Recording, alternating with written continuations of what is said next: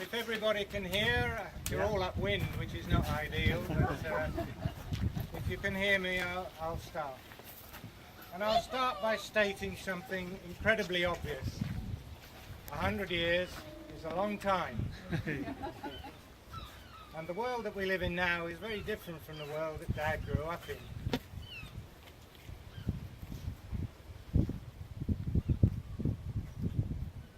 And I could go on for many hours illustrating the difference between the era of the pony and trap and the current portable computer era.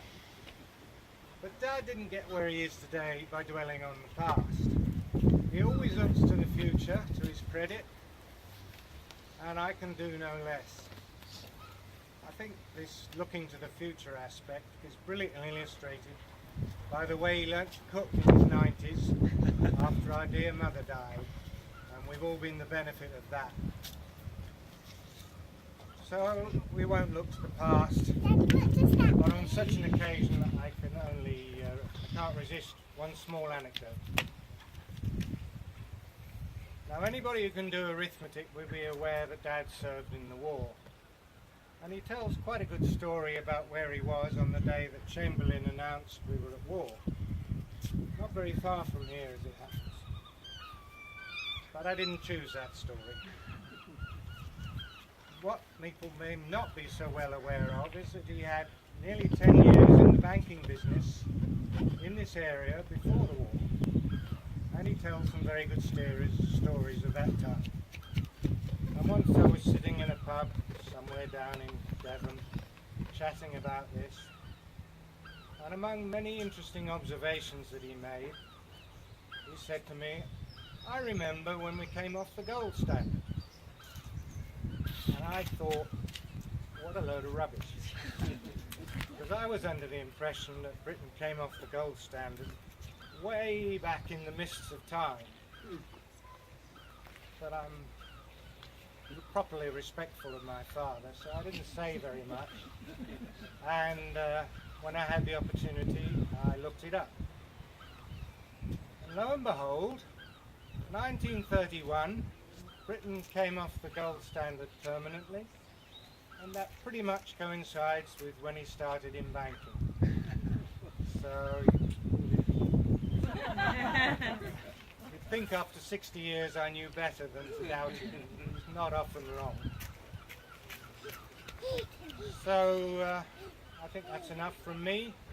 I would like to propose the first toast to the future, Dad.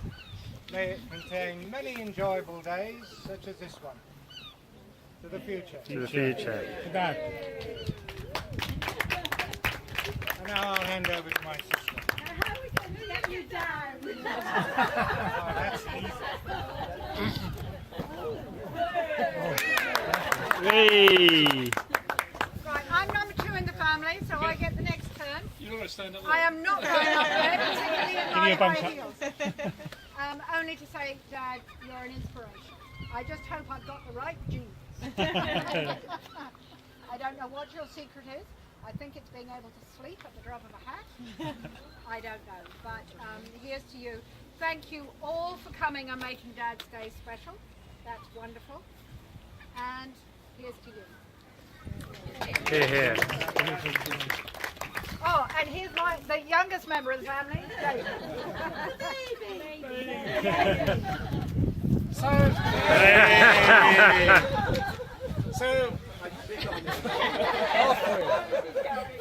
as everybody has pointed out, I am the small guy, just the younger brother, so I know my place. That's why I'm staying down here. I just wanted to say a couple of words as well. It has just been an astounding privilege and a huge sense of pride to have a father like Jenks. He has been amazing, absolutely amazing. But, you know, it's been also very interesting to have somebody who's been approaching 100. And I have to tell one short story which I absolutely love. As many of you may be aware, Jenks travels to New Zealand every year, which is not bad going, on his own. Now think about this. Anybody traveling at this age normally may have trouble getting insurance. But Dad has a special relationship with the chairman of Barclays, as some of you may be aware. So having seen the letter next door from the chairman, or the current chairman I should say, and as a consequence his insurance continues ad infinitum, as does his driving license, I should also point out, which just got renewed also. So he normally stays with us just before going to New Zealand, and I drop him off at the airport, which is also always one of my most pleasurable moments, because we arrive at the check-in desk, and in case any of you don't realize, Dad is one of the best people at working out the intricacies of the frequent flyer scheme. So I don't know many people, even some of the most aggressive salesmen I've ever worked with, who know how to work a frequent flyer scheme better. So he's always got the angle on the upgrade, he wants to get into that first class lounge, he's always working every angle. So we get to the check-in desk, and we're like, oh, well, what's going to happen this time, you know? And he produces his passport. This is in February 2013, I should point out. He produces his passport, and the lady taps into the machine at New Zealand Airways, and she goes, and she looks at his passport and says, "I'm sorry, Mr. Hughes, but you haven't officially been born yet."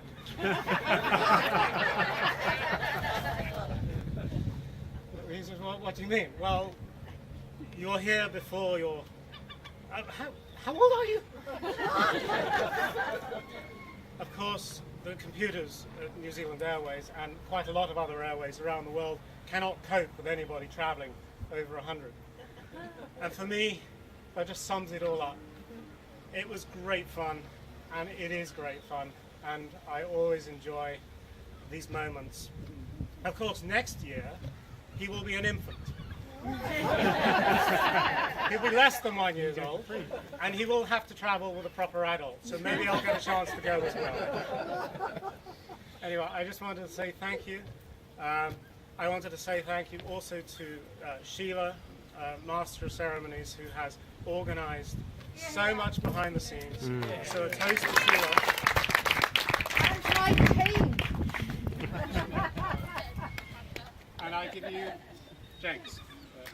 Cheers.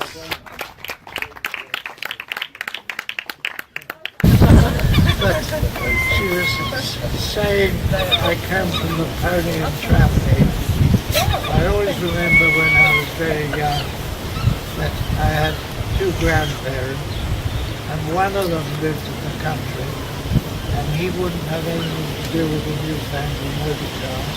He kept a horse, and he had a trap, and he also had a carriage, and he used to make his two sons carry me around the yard in the carriage, pretending to be horses, which was very hard work.